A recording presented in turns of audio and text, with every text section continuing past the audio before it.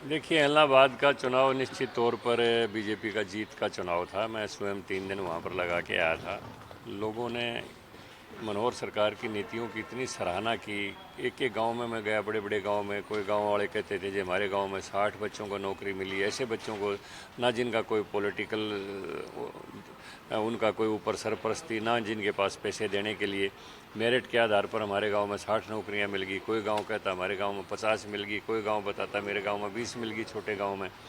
और सब ने कहा कि जब से मनोहर सरकार आई है हरियाणा में, हमें सिंचाई के लिए पानी पूरा मिल रहा है, हमें टाइम पर खाद मिल रहा है, टाइम पर बीज मिल रहा है, हमारे खातों में पेंशन आ रही है, ट्रांसपेरेंसी से सारा काम हो रहा है। वरना तो हमें इनके दरवाजे के ऊपर 2-2 घंटे इंतज़ार करना पड़ता था कोई भी काम करने के लिए।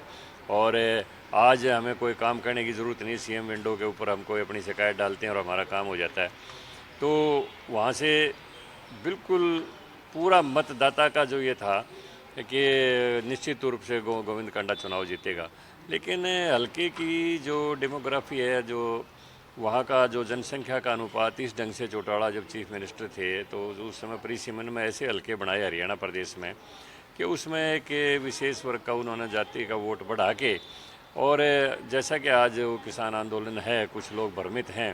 ख़ास तौर पर वहाँ का जो सिख बेल्ट का जो इलाका था, क्योंकि प्रकाश सिंह बादल की चौटाला की दोस्ती है, उन गाँव में जो आम बेचारा गरीब आदमी है, ख़ास तौर पर दलित वर्ग, उनके ऊपर बहुत बड़ा दबाव था। मैंने पूछा लोगों से कि जी हम वोट तो बीजेपी को देना चाहते हैं, लेकिन क्या करें, इनके पास रहना है, गुजारा करना है, अब क्या करें, हमने अपने बच्चों का आगे का देखना है।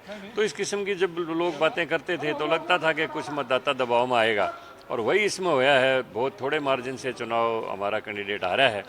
अगर निश्चित तौर पर निष्पक्षता से अगर वहाँ पर वोट पड़ जाती, सरकार क्योंकि ऐसा कोई कदम उठाना नहीं चाहती थी कि भाई चुनाव के समय कोई हिंसा हो जाए, और ये तो चाहते थे कि हरियाणा पूरी तरह से हिंसा की चपेट में आके जाति पाति का एक युद्ध हरियाणा में खड़ा हो जाए। लेकिन हम ऐसा होने नहीं देंगे।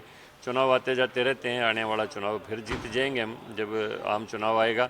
और ये लग ही गया कि इन लोग की जो लोकप्रियता है वो पहले की निस्बत घटी है, और आने वाला समय जो है ना वो बीजेपी का रहेगा। सर, आगे कुछ और प्रदेश के चुनावों की अगर बात कर लें, लोकसभा उपचुनाव में रणदीप सिंह सुरजेवाला निशाना साध रहे हैं, मोदी जी राजट छोड़ो, 3 कानून वापस लो, क्योंकि उपचुनाव में बीजेपी ने 3 में से 2 सीट हारी है। विधानसभा चुनावों में जहां कांग्रेस और भाजपा की सीधी टक्कर थी, भाजपा हारी है। हिमाचल, राजस्थान, कर्नाटक और महाराष्ट्र इसका सबूत है, बाकी जगह हारे हो।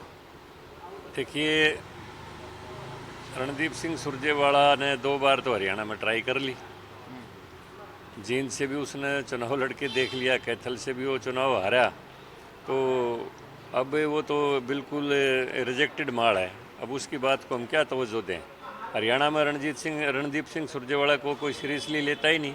यहाँ पर दिल्ली में चाहे सोनिया गांधी उसको कितना बड़ा लीडर मानती हो, हरियाणा के किसी गांव में रणदीप सिंह सुरजेवाला के नाम से 10 आदमियों की भीड़ इकट्ठी नहीं हो सकती। बाकी हिमाचल, राजस्थान, कर्नाटक, महाराष्ट्र के जो नतीजे हैं सर, वो तो क्योंकि रिफ्लेक्ट करते हैं। हिमाचल और हरियाणा की बात करें तो बीजेपी की सरकार है वहाँ पर। नहीं है वो, देखो हरियाणा में तो कोई एंटी इनकम्बेंसी है नहीं, लेकिन कहीं कहीं जहाँ सरकार होती है तो एंटी इनकम्बेंसी आ जाती है, तो उपचुनाव के अंदर बड़ा कई किस्म के मुद्दे काम करते हैं। लेकिन मैं ये एक बात निश्चित तौर पर कह सकता हूँ, बहुत ही मजबूती से हमारे कार्यकर्ताओं ने इलाहाबाद में चुनाव लड़ा, और पूरी डट के वहाँ पर कैंडिडेट भी हमारा बहुत मजबूत था, जो है ना गोविंद कांडा।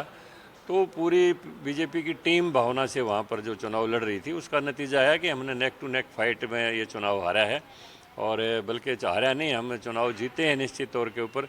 मैं जैसे पहले कह रहा हूँ, वहाँ बहुत बड़ा एक गरीब वर्ग ऐसा मतदाता है जो दबाव में आ जाता है, और वो जो दबाव में अगर नहीं आता तो निश्चित तौर पर बीजेपी का उम्मीदवार चुनाव जीतता। अभय चौटाला कह रहे हैं कि अगर किसान चाहेंगे तो फिर ले सकता हूं बड़ा फैसला, अभी टीकरी बॉर्डर पर जाऊंगा और तमाम लोगों से बातचीत करूंगा, सिंगू बॉर्डर भी जाऊंगा, और किसान अगर कहेंगे तो फिर दोबारा बड़ा फैसला ले सकता हूं। देखो, जब आम चुनाव आएगा तो इनकी हकीकत सामने आ जाएगी, और कोई फैसला ले लो, कुछ कर लो। इनका जब राज था हरियाणा प्रदेश में 6 साल तक, इनके पिताजी थी मुख्य, तो मतलब एक किस्म का आतंक था, मिसरूल था। जेलों में बैठ के गुंडे अपनी सरकारें चलाते थे, और पूरा परिवार लूट तंत्र के अंदर लगा हुआ था। हरियाणा में सरकार नाम की कोई चीज़ ही नहीं थी, बल्कि गुंडा तंत्र हरियाणा की सरकार को चलाता था। ये सारे अनुभव हरियाणा के लोगों ने देखे हुए हैं। अब इनको ना कोई किसान गंभीरता से लेता, ना कोई कर्मचारी गंभीरता से लेता। ये ठीक है कि उपचुनाव में ये जीत गया, इसका अपना गृह क्षेत्र है और वहाँ पर लोगों के ऊपर दबाव था इनका। शुरू में ये दबाव की रणनीति अपना के वहाँ से चुनाव लड़ते हैं, गरीब आदमी वहाँ का दबाव में आ जाता है। लेकिन हरियाणा का जहाँ तक सवाल है, इनकी हकीकत इनको अपने आप पता चल जाएगा जब उपचुनाव आएगा। कोई गंभीरता से नहीं ले रहा है इन लोगों को, पार्टी को। सर, क्या महंगाई एक वजह मानते हैं आप? लगातार पेट्रोल डीजल के दाम बढ़ रहे हैं, जिसकी वजह से दूसरी चीज़ों पर के जो रेट हैं वो बढ़ रहे हैं। देखिए, वैसे तो ये अंतर्राष्ट्रीय मामला है। अंतर्राष्ट्रीय स्तर पर क्रूड के भाव बहुत बड़े हैं। पहले की सरकारों में क्या होता रहा कि भाव तो बढ़ जाते थे, लेकिन कंपनियों को भाव नहीं बढ़ाने देते थे। अब कंपनियों का जो एक आउटस्टैंडिंग अमाउंट वो खड़ा रहता था, उनको फिर क्या करते, बॉन्ड भर के दे देते कि इतने साल बाद हम इतने % ब्याज के साथ रुपया दे देंगे। अब वो पीछे के मनमोहन सरकार के समय के भी बॉन्ड भरे हुए कंपनियों के, अब वो मैच्योर हो गए। कोई 5 साल का बॉन्ड दे रखा था, कोई 10 साल का दे रखा था। लेकिन जांगड़ा साहब, अब वो मैच्योर हो गए तो वो पैसा भी देना पड़ रहा है, मैं आपको बताऊं। लेकिन 1,40,000 करोड़ का आप लोगों का बॉन्ड था, 3-3.5 लाख करोड़ रुपए से ऊपर सरकार इकट्ठा कर चुकी है डीजल पेट्रोल से। आम आदमी का तेल निकला हुआ है।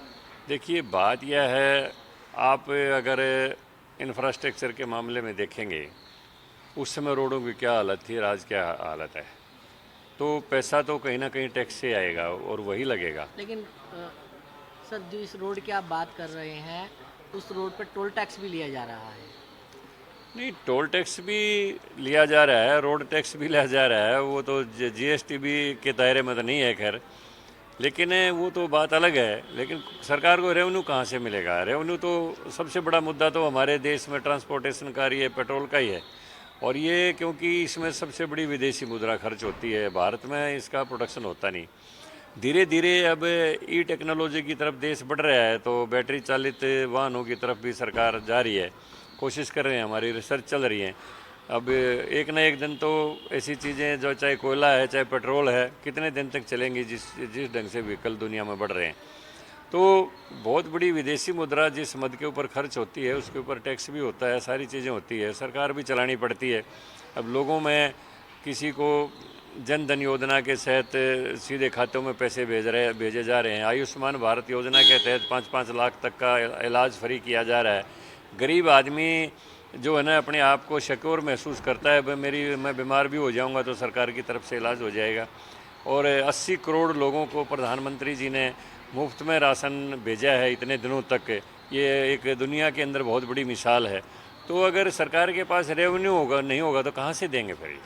हमसे जुड़े रहने के लिए हमारे YouTube चैनल को सब्सक्राइब करें और नई वीडियो की नोटिफिकेशन के लिए बेल आइकन को दबाएं।